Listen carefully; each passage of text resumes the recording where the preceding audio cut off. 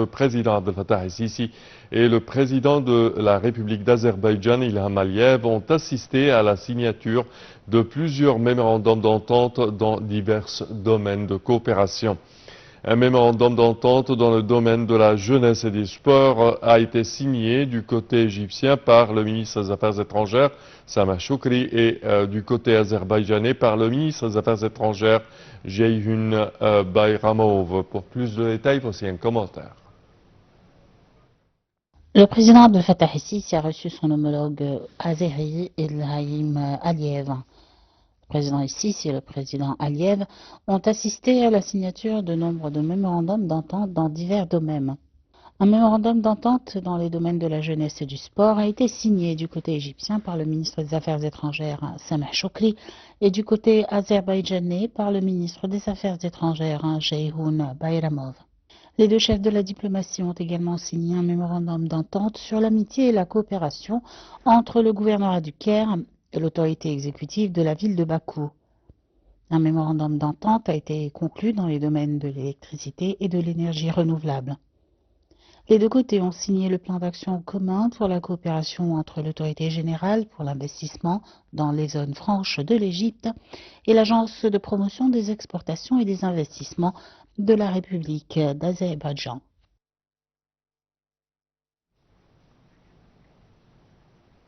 Et le président azerbaïdjanais Ilham Aliyev a souligné l'importance de sa visite actuelle en République arabe d'Égypte, expliquant qu'elle vise principalement à renforcer les relations bilatérales entre Bakou et le Caire. Lors d'une conférence de presse conjointe avec le président Abdel Fattah el-Sisi au palais présidentiel de l'Ittihadiyya samedi, M. Aliyev a exprimé ses profonds remerciements pour l'invitation reçue du président el-Sisi pour visiter l'Égypte, notant que ce déplacement contribuera également à renforcer les relations bilatérales entre les deux pays amis. Pour plus de détails, voici un commentaire. Le président de l'Azerbaïdjan, Ilham Aliyev, a souligné l'importance de sa visite actuelle en République arabe d'Égypte, expliquant qu'elle vise principalement à renforcer les relations bilatérales entre Bakou et le Caire. Lors d'une conférence de presse conjointe avec le président Abdel Fattah el-Sisi au palais de l'Ittihadiyya samedi, M. Aliyev a indiqué avoir adressé une invitation officielle au président el-Sisi pour participer à la COP29. En ce qui concerne la cause palestinienne, Ilham Aliyev a dit que cette dernière avait bénéficié d'un vif intérêt lors de la présidence azérie du mouvement des non-alignés, affirmant que la position de son pays se limitait à la création d'un État palestinien indépendant avec Jérusalem-Est pour capitale. Cette visite actuelle, on parle également de plusieurs accords qui ont été signés, mémorandums d'entente et protocoles de coopération dans divers domaines. Si vous pouvez nous élucider là-dessus. Oui, c'est pour augmenter les relations et bien sûr, ça rentre aussi dans la politique, pas seulement la politique, mais les liens stratégiques et les liens économiques en plus, bien sûr, et politiques. Et dans un certain sens, c'est important pour l'Azerbaïdjan même, pour élargir leur coopération avec les pays dans le Moyen-Orient. Oui.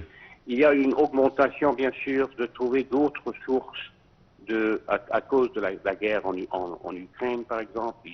Il y a des obstacles, bien sûr, aujourd'hui entre l'Occident et la Russie, et aussi d'autres pays qui sont autour de la Russie. Alors, bien sûr, pour élargir leur lien, on peut dire, avec l'Égypte, c'est très logique et c'est un très bon pas, en fait. Également, quand on parle de cette visite du président Ibrahim Aliyev en Égypte, Ilham Aliyev, alors on parle de perspectives, de nouveaux perspectives à entreprendre entre les deux pays et certainement au cours des conflits actuels dans la région, cette alliance s'avère fructueuse et utile. Oui, il faut voir aussi que l'Azerbaïdjan, après la chute de l'Union soviétique, elle a eu ses problèmes et deux guerres avec leurs voisins arméniens. Ils ont rentré aussi dans des alliances avec la Turquie. Alors ça devient très normal aujourd'hui que l'Égypte reprenne un peu ses relations avec la Turquie, qu'elle aussi reprend des relations avec les alliés de la Turquie. Parfait, Dr Mahmoud Thabit, nous tenons à vous remercier énormément de vos explications. Je répète que vous êtes professeur d'histoire politique. Et nous enchaînons, chers téléspectateurs, avec cette information. Un communiqué publié par le ministère des Affaires étrangères condamne l'attaque israélienne contre le camp de Nusayrat au centre de Gaza. Attaque qui a coûté la vie à plus de 150 Palestiniens civils et a fait des centaines de blessés. L'Égypte a appelé les parties internationales influentes et le Conseil de sécurité à intervenir afin d'arrêter la guerre israélienne contre Gaza et agir pour y mettre terme à la crise humanitaire.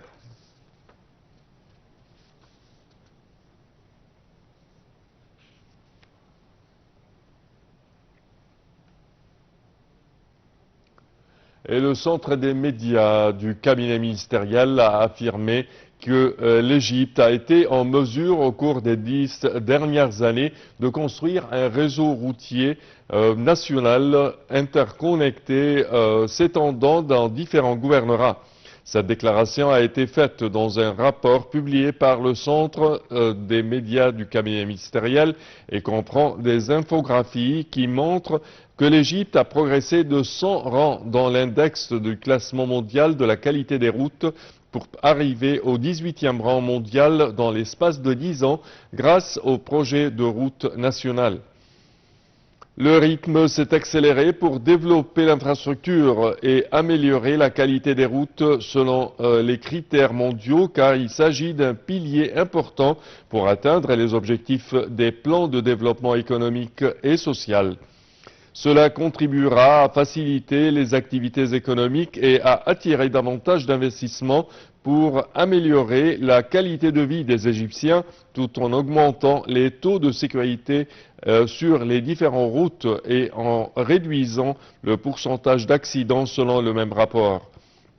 Environ 6300 km de routes ont été mis en œuvre dans le cadre de 7000 km de projets routiers nationaux pour un coût total de 155 milliards de livres égyptiennes, ajoute le rapport.